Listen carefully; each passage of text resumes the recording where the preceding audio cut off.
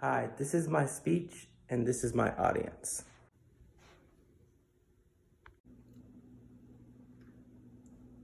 Hi, I'm Brian and I'm coming to you live from Charlotte, North Carolina. Have you ever been curious about what happens before The Wizard of Oz takes place? Have you ever wondered where those iconic characters come from or why they are who they are and did what they did? Well, there happens to be a way for you to learn this. Wicked the Musical tells that exact story. I've seen the musical 3 different times, once in the front row. Today I'm here to persuade you to go see the musical. It is such an amazing show to see because the story and its characters will be familiar to you. The production is spectacular, and it is a wonderful way to have a good, wholesome evening with the people you love.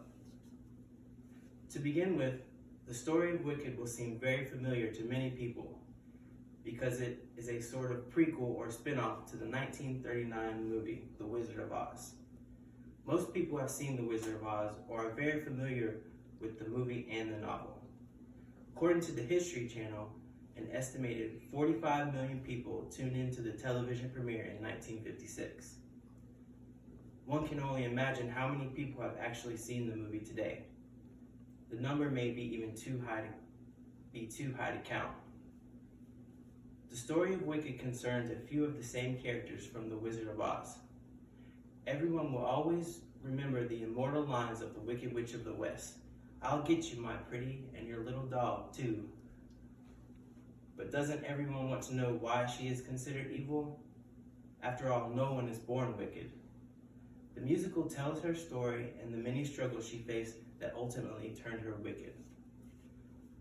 Throughout the story, other familiar characters are involved, some explicitly, such as Glinda the Good Witch, who was once the Wicked Witch's best friend, or characters such as Dorothy and the Scarecrow, who appear briefly. Next, Wicked is a good show to see because it spares no expense when it comes to the overall production. The show is very spectacular, and being that the story takes place in the magical land of Oz, it would have to be breathtaking. The special effects throughout the 2.5-hour performance are indeed magical.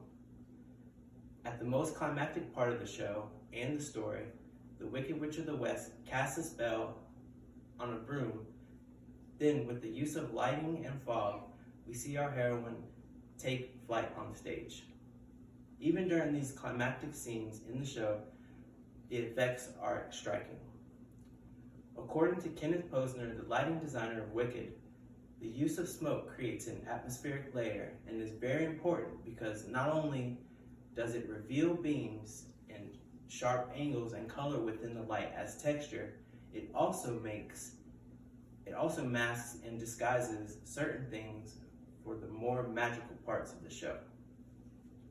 The special effects aren't the only thing that makes this production spectacular. The costumes and the scenery are even more elaborate. Upon entering the theater, the first thing you will see is an old but detailed map covering the entire stage. Above the map is a sprawling, life-size mechanical dragon with its wings spreading to either side of the stage. To give you an idea, the wingspan is the size of a small 4-seat airplane. Throughout the show, there are a total of 238 costume changes. During the first big costume change, the ensemble has less than 2 minutes to change from the citizens of Oz to the students of the university. There are a few specific characters that are animals which require them to wear a mask. These masks are so fitting that the actors lose most of their senses while wearing them. Not to mention, there are over 70 wigs worn during the show, each of which is made of human hair and designed specifically for each actor. Just to give you an idea of the intricacy of the production, without spoiling any more of the fun, I will offer some little-known facts thanks to Libby First with Celebrity Attractions and the Oklahoman. While on Broadway, each performance uses 250 pounds of dry ice. The production uses enough electricity to power 12 houses, but when the sound and animation departments are included, the total comes to 18 homes. The show contains 175,000 pounds of scenery.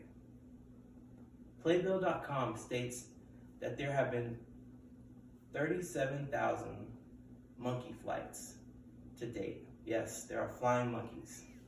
And 618 containers of green makeup for the Wicked Witch of the West have been used thus far. Finally, this will make a great outing for any group of people after the pandemic. No doubt we are living under difficult times, but when we get life back to normal, going to the theater to see Wicked could be great for a date night or a girls' night out or just a family outing. The show offers a healthy dose of good, old-fashioned, wholesome entertainment.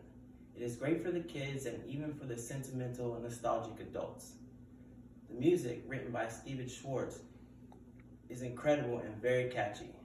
Winner of the 47th Grammy Award for the musical show album, the music has a whimsical feel to it that will make you feel as if you're actually in Oz.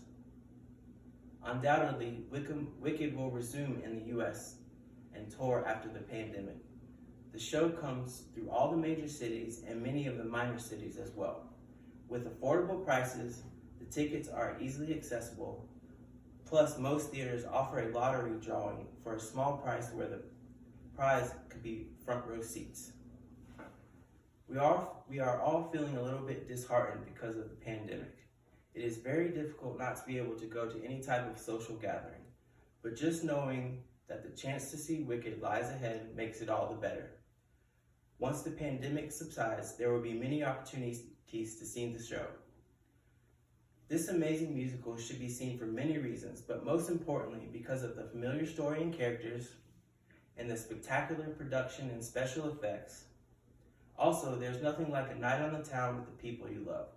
Over 40 million people have already seen the show, so now it's your turn. You don't want to miss out on this event.